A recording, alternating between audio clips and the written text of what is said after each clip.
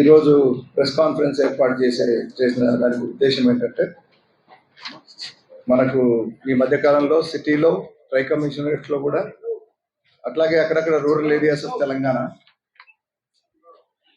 Cell phone snatchings అనేవి చాలా తరచుగా, వెరీ ఆఫెన్, రెగ్యులర్లీ, ఆల్మోస్ట్ అనే డైలీ బేసిస్ ఈ స్నాచింగ్ జరుగుతున్నట్టుగా గుర్తించాము.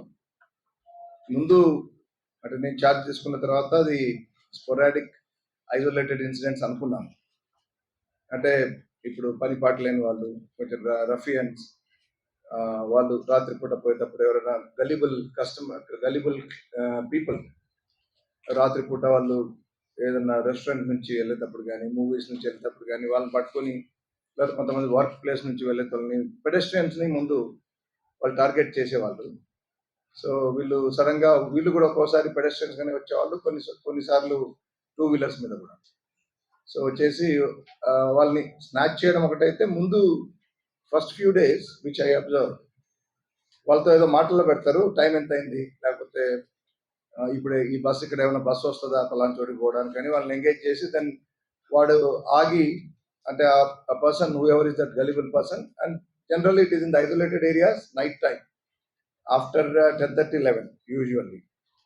సో ఆ టైంలో వాళ్ళ మాటలు కూడా పెట్టి వాడు చెప్తూ వీళ్ళకి అదే innocently and in good faith అతను చెప్పే టైంలో అతని జేబుల్లోంచి సెల్ ఫోన్లు, ఈవెన్ డబ్బు ఉంటే కూడా డబ్బులు ఆపుకున్న సందర్భాలు ఉన్నాయి. సో ఐసోలేటెడ్ ఇన్సిడెంట్స్ అనుకున్నాం, కానీ రెగ్యులర్గా జరగడము, తర్వాత 1-2 కేసుల్లో మనం పట్టుకోవడం కూడా జరిగింది.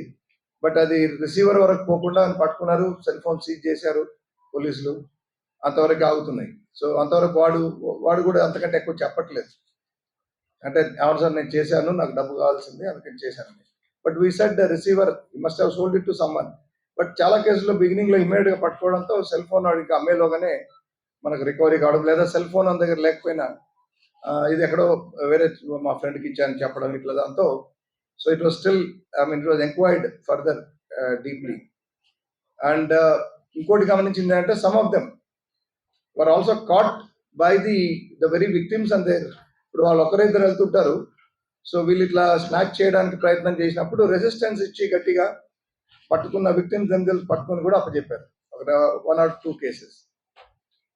సో ఇవన్నీ దెన్ తర్వాత we also found out that some of these offenders have stolen two wheelers సిటీలో కానీ బయట కానీ, ఇక్కడ కమిట్ చేసి బయటికి వెళ్ళి అఫెన్సులు చేస్తున్నారు ఈ స్నాచింగ్లు, లేదా అక్కడ కమిట్ చేసి ఇక్కడ స్నాచింగ్ చేస్తున్నారు. And they don't have any barriers. They are moving, at least I can certainly say, in tri-commissionerate areas. It's not that they're confined to.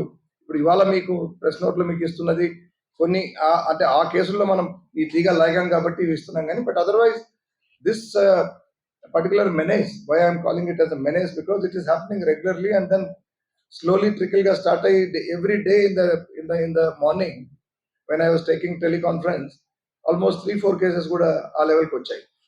ఇంకా ఫర్దర్గా then it has been entrusted to also task force to investigate and get the information total thing. So వాళ్ళు చాలా శ్రద్ధగా, తర్వాత చాలా గట్టిగా పనిచేసి ఈ టోటల్ ర్యాకెట్ని అలర్ట్ చేశారు. And the very purpose of CP attending this press conference and briefing all of you is to tell our people, our citizens, not only in the city, the entire Telangana, and that this is a menace and you have to take certain precautions. Adi nenu towards the end cheptanu. And the second thing is to expose this international racket. This is an international racket now, and the offenders are also, some of them are the illegal immigrants staying in Hyderabad, and they are selling it by exporting in sense illegal modes dwara to other countries. So that's why this press conference today, and to give you the details of this particular today, whatever we are presenting before you. ఇక్కడ మనం 7 కేసులకు సంబంధించి ఈరోజు 7 cases registered in Hyderabad. Out of them 7 cases registered in Hyderabad city and 1 LB Nagar case motorcycle theft. So these offenders, ఇందులో ఒక ఇద్దరు motorcycle theft కూడా చేశారు.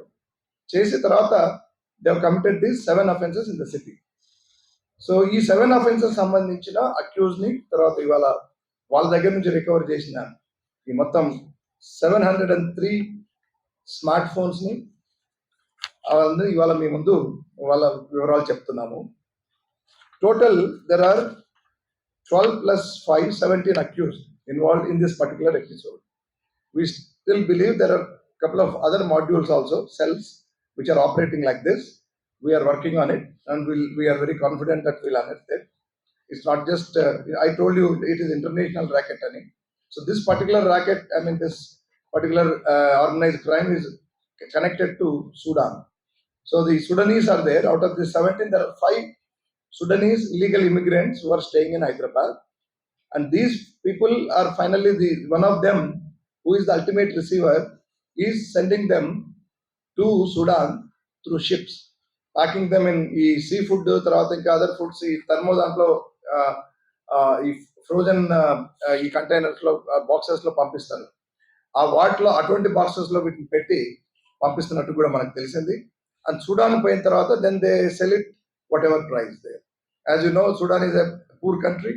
So obviously, if an iPhone, and the range of these phones, as you already would have seen it, is ranging from the latest iPhones to Android phones to even the smaller ones like 8,000, 9,000 Oppo and things like that.